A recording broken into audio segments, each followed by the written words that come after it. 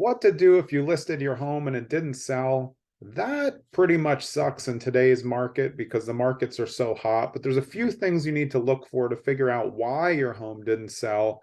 Normally, it's going to be about price. I'm actually going to quickly refer you to this video, which will tell you that price is everything.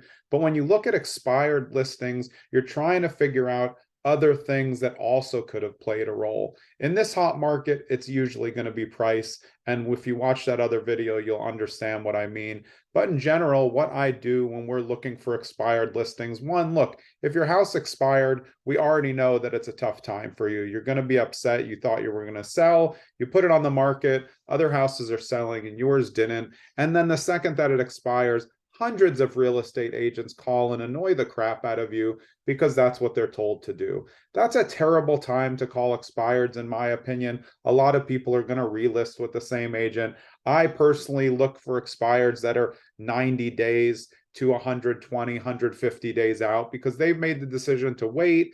The fact that the house has expired has worn off a little bit. Maybe the market's changed, maybe the strategies changed. But when I take over an expired listing or know of one, I go back and look at the old listing and I'm looking at a couple different things. The first thing I'm looking at is the price. You can watch the other video, it'll tell you all about it. If your house isn't selling, it's always because of the price. What I'm going to do is tell you the other things that you can look at that may impact your future sale in a more positive way. And where I see a lot of agents just make a bunch of mistakes, basically. Sometimes it's laziness, sometimes it's just they don't know what to do, cheap, all of the above. And sometimes it's on the homeowner. So it's really not all the time just one person's fault. But the first thing after price that I look at are the photos. Professional photos don't cost a lot as a real estate agent. I can get like about 20 photos for maybe $150 tops. So like if your real estate agent isn't willing to spend $150 to take professional photos of your home, and I'm telling you this, even if the home is in terrible shape, even if it's in a state and there's garbage anywhere, even if it's a hoarder's house, the reason why you take professional photos is because you want the photos online to accurately depict what people are going to see when they come in the house. So even if it's not in great shape, you want the people to know exactly what it's going to look like because then they know what they're going to get. They're less disappointed when they show up and they don't feel duped. That's why professional photos are so important. I mean, we all know this. Everyone knows this. Consumers, everyone. You can't take good photos with your iPhone. That's not how you do a listing. And that doesn't show that you're trying to sell a house if I catch you in the mirror in the bathroom taking a photo. That's just laziness. If you have a listing agent who takes photos on their phone, you should fire them right away. Sorry, but it's true. It only costs $150 to get full photos at the most done that will present your house better no matter the condition. It will also help people get a better idea of what it is. Also, one of the biggest problems with iPhone photos is that everybody takes them vertically, and most sites do not work well with vertical photos. The reason why is they're displayed the same way, but most traditional real estate photos should all be horizontal. So when you're scrolling through as a consumer, it throws off the way that you look at the properties. Sometimes on antiquated sites like the MLS, it really throws off the balance of how the site even works. You should never have vertical photos in an MLS listing. They should all be horizontal. So price is number one, photos is always second. Please don't let anyone just take their own photos of your home. It does not work. Let's go to number three. Often overlooked, it's the description. The description is so important. What we do on my team at Streamline Properties on Market, brokered by eXp Realty, is we're doing storytelling. And I've trained my agents how to tell the story, which means that we use words like welcome home, your future living room, step through, light filled. This is not what the majority of real estate agents do. The majority of real estate agents in their description of the property are just telling you what's there. Stainless steel appliances, kitchen.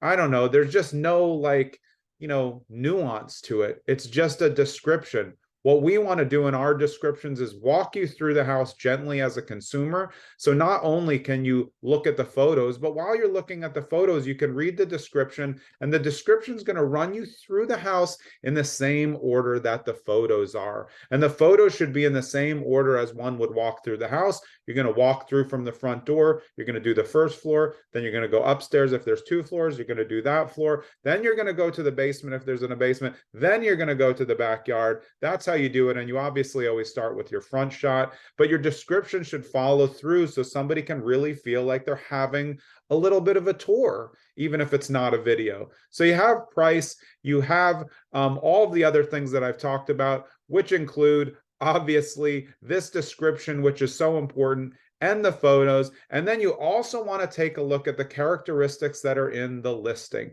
There are some major mistakes that people are making, and I have another video on this. Can't link to 2 videos, so I'm not going to point up there. But you should not, especially on luxury properties, be listing as is for a whole property. You just have to remember, if that's in your listing, even if you don't want to do anything, you have to know that that's going to encourage people to assume that something's wrong with the property. A lot of times sellers just say like, hey, you know what? I don't want to do anything. It hurts you much more to list it as is. You just have to know that people are going to make requests. It's really up to you, but that's definitely a deterrent. And it is a reason why things could sit on the market more. They may go through and be like, wow, this house is nicer than I thought, but they're listing it as is. So something, they must be hiding something. That's what the consumer thinks. And your job is to present as much of a transparent product as you can to the consumer, which is what I was talking about with the photos.